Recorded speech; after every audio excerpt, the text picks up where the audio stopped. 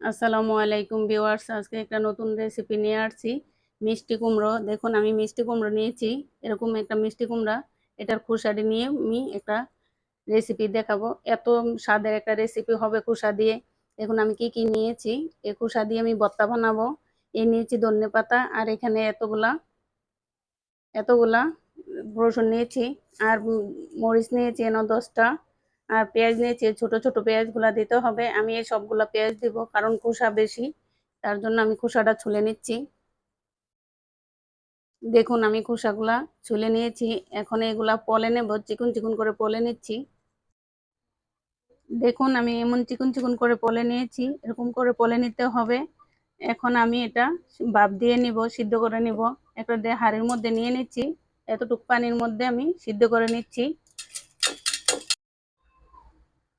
দেখুন আমি সিদ্ধ করে নিয়েছি। কিভাবে বুঝবেন? এরকম টিপ দিলেই বোঝা যায় যে ভেঙে গেছে। দেখুন এখন আমি এটি আরেকটু আবার তেল দিয়ে, হালকা একটু তেল দিয়ে এটা টেলে নিব।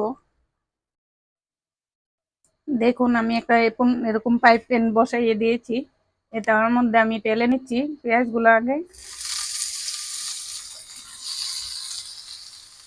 এটি একটু হালকা টেলে নিব, হালকা একটু তেল দিয়ে দিয়েছি। দেখুন আমি রসুন দিয়ে এভাবে টেলে নিচ্ছি, আর পেঁয়াজ দিয়ে এরকম করে টেলে নেবেন, এত বেশি টানা যাবে না। এখন আমি রসুন দিয়ে নামিয়ে নিচ্ছি। এই তেলের মধ্যে আবার দিয়ে দিব মিষ্টি কুমড়ার কলাগুলা, এখনই দিয়ে দিচ্ছি। দেখুন এভাবে এভাবে তেলে নিতে হবে, নাড়াচাড়া করে নিতে হবে, না তা না হলে পুড়ে যাবে। বেশিক্ষণ তেলে টালতে হবে না, কারণ শুধু পানিটা জড়িয়ে নিতে হবে। কারণ আমি তো সিদ্ধ করে নিয়েছি, তার জন্য পানিটা জড়িয়ে নিচ্ছি। এখন আমি ভর্তা তৈরি করার জন্য চলে আসলাম। দেখুন আমি মরিচগুলা টেলে নিয়েছি, এখন মরিচগুলা দিয়ে দিচ্ছি। তারপর দিয়ে দিব এটার সাথে স্বাদ মতো লবণ দিয়ে দিচ্ছি, দিয়ে আমি বেটে নিচ্ছি। সবাই তো মিষ্টি কুমড়ার খোসা খায় না। এবার আমি যেভাবে দেখিতেছি রেসিপিটা, এভাবে করে একবার খেয়ে দেখবেন, তারপরে বলবেন যে কিরকম হয়েছে। দেখুন আমি মরিচটা এরকম মিহি করে বেটে নিয়েছি। এখন আমি দিয়ে দিচ্ছি মিষ্টি কুমড়া কলাগুলা যে টেলে রেখেছি, এগুলা দিয়ে দিচ্ছি। এরকম করে টেলে নিয়েছি, বেশি টেলে নিইনি। এটি এখন দিয়ে দিচ্ছি।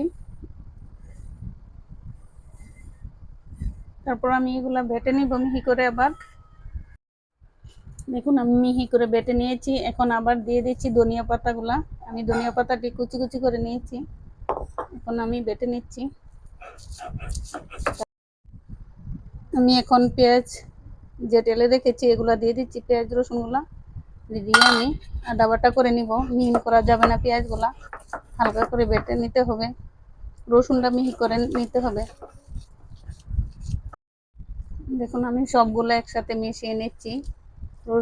রসুনটা আমি মিহি করে বেটে নিয়েছি, আর পেঁয়াজটা আদা বাটা করে নিয়েছি। এখন আমি সবগুলো একসাথে বেটে নিচ্ছি, একটা হালকা করে এমনি। যেভাবে দেখিয়েছি এভাবে রেসিপিটা করতে চেষ্টা করবেন। একবার খেয়ে দেখুন ভর্তাটা বানিয়ে আমি যেভাবে দেখিয়েছি। আর আমার নতুন নতুন ভিডিও পেতে আমার চ্যানেলটাকে সাবস্ক্রাইব করে নেবেন। ভালো থাকবেন। আল্লাহ হাফেজ।